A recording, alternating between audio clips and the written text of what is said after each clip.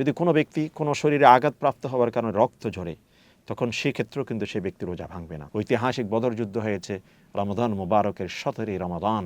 কোনো ব্যক্তি মিথ্যা পরিহার করতে পারেননি, ঝগড়া ফাসাদ পরিহার করতে পারেননি, গীবত পরিহার করতে পারেননি, সেই ব্যক্তি সারাদিন না খেয়ে থাকলো, আল্লাহর কাছে এইরকম না খেয়ে থাকার কোনো মূল্য নেই।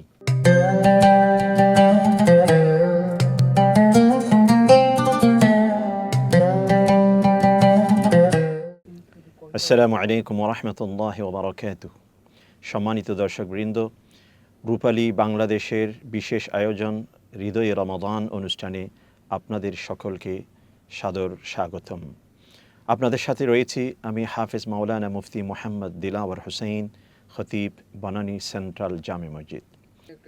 সম্মানিত দর্শকবৃন্দ, এই পর্যায়ে একটি গুরুত্বপূর্ণ বিষয় আমরা আলোচনা করব, সেটা হচ্ছে রমাদানুল মোবারকের যে সিয়াম, এই সিয়াম ভাঙার ক্ষেত্রে অথবা সিয়ামের যে ফলাফল, নতিজা, রেজাল্ট, এখান থেকে অনেক মানুষ বঞ্চিত হবে কি কারণে, এই সংক্রান্ত কিছু সংক্ষিপ্ত আলোচনা আমরা নিয়ে আসতে পারি। রাসূল করিম সাল্লাল্লাহু আলাইহি ওয়াসাল্লাম ইরশাদ করেছেন, মান লাম ইয়াদা কাওলা যুর ওয়াল আমালা বিহি ফালাইসা লিল্লাহি হাজাতান আন ইয়াদা তাআমাহু ওয়া শারাবা। কোনো ব্যক্তি মিথ্যা পরিহার করতে পারেননি, ঝগড়া ফাসাদ পরিহার করতে পারেননি, গীবত পরিহার করতে পারেননি, সেই ব্যক্তি সারাদিন না খেয়ে থাকলো, আল্লাহর কাছে এইরকম না খেয়ে থাকার কোনো মূল্য নেই। অর্থাৎ রমাদানুল মোবারক শুধুমাত্র খাবার পরিহার করার নাম নয়, বরঞ্চ গালিগালাজ, গীবত, শেখায়ত, মিথ্যা, ঝগড়া ফাসাদ সব কিছু পরিহার করার নাম হচ্ছে সিয়াম সাধনা। আর এই ক্ষেত্রে কোনো ব্যক্তির পেটে যদি খাদ্য কোনো ব্যক্তি স্বেচ্ছায় গ্রহণ করে, সেটা রোজা ভেঙে যাবে। তবে কোনো ব্যক্তি যদি মিথ্যা কথা বলে, গীবত করে, কারোর সাথে ঝগড়া করে, তার রোজা হয়তো তাৎক্ষণিক ভাঙবে না, কিন্তু রমজানুল মোবারকের যে সিয়াম সাধনার মাধ্যমে যেইটুকু সে অর্জন করার কথা, এটা সেখানে প্রশ্নবিদ্ধ হবে।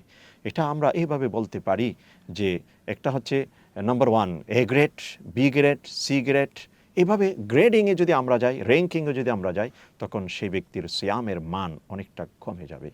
একই সাথে রমাদানুল মোবারকে যদি কোনো ব্যক্তি কোনো শরীরে আঘাতপ্রাপ্ত হওয়ার কারণে রক্ত ঝরে, তখন সেক্ষেত্রেও কিন্তু সেই ব্যক্তির রোজা ভাঙবে না। তবে হ্যাঁ, কোনো ব্যক্তি যদি এত পরিমাণ ব্লিডিং হয়, এত পরিমাণ ব্লিডিং হচ্ছে, তিনি স্বাস্থ্যগত দুর্বল হয়ে যাওয়ার সম্ভাবনা রয়েছে, যে এটা ডিপেন্ড করবে আপেক্ষিক, সেই সময় সে ব্যক্তি চাইলে রোজা ভাঙতে পারবে। এমনি তাৎক্ষণিক কোনো জায়গা থেকে হুঁচট খেয়েছেন বা কোনো কিছু লেগেছে, সেখান থেকে রক্ত বের হয়ে গেল, এতে করে রোজা ভাঙবে না। আমরা জানি ঐতিহাসিক বদর যুদ্ধ হয়েছে রমাদান মুবারকের 17 রমাদান। বদর ইতিহাসের একটি গুরুত্বপূর্ণ, মুসলিম উম্মার জন্য হক ও বাতিলের একটি গুরুত্বপূর্ণ অধ্যায়, সেটা রমজানুল মুবারকে হয়েছে। সাহাবায়ে কেরাম সিয়ামরত অবস্থায় যুদ্ধের মাঠে যুদ্ধ করেছেন, এমনকি অনেকেই শাহাদত বরণ করছেন, সেই সময় পর্যন্ত তারা সিয়ামকে পরিহার করেননি। এতে করে বোঝা গেল রক্তপাতের কারণে রোজা ভাঙে না, তবে আপেক্ষিক কারো যদি প্রাণনাশের একটা এরকম সম্ভাবনা থাকে, সে ব্যক্তির পক্ষে রোজা ভাঙার সেই সুযোগ অবকাশ আল্লাহ পাক রেখেছেন। আল্লাহ রাব্বুল আলামিন আমাদের সকলকে সিয়াম কী কী কারণে ভেঙে যায়, সিয়ামের যে ফজিলত থেকে কী কী কারণে মানুষ বঞ্চিত হয়, এই সংক্রান্ত বিষয়ে আরও বেশি মাসাইল এবং তথ্য জেনে সে ভিত্তিক আমাদের সিয়াম পরিচালনার তৌফিক নসিব করুন। আমিন।